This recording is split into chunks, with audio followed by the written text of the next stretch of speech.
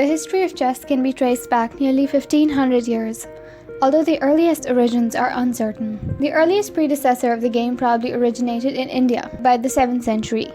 The origin of chess remains a matter of controversy. There is no credible evidence that chess existed in a form approaching the modern game before the 6th century. In Europe, chess evolved into roughly its current form in the 15th century. Did you know that the person who invented chess was ordered to be executed by the king? Also, the story of the person who invented chess is linked with exponential growth. As the story goes, when chess was presented to a great king, the king offered the inventor any reward that he wanted. The inventor modestly asked just for a few grains of rice in the following manner.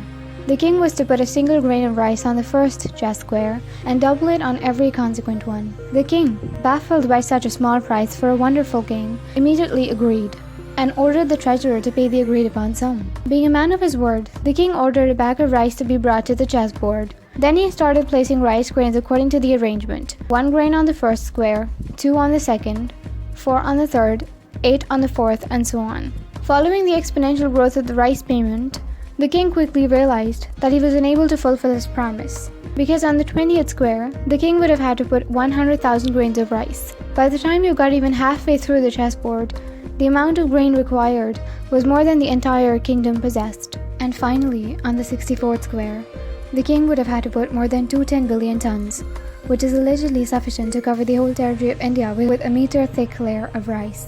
It was at that point that the inventor told the king that he doesn't have to pay the debt immediately, but can do so over time. And so the inventor became the wealthiest person in the world. The king took in this information and thought for a while. Then he did the only rational thing a king could do in those circumstances.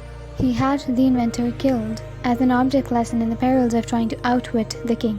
For the most part, this fable is used as a lesson in the power of exponential growth.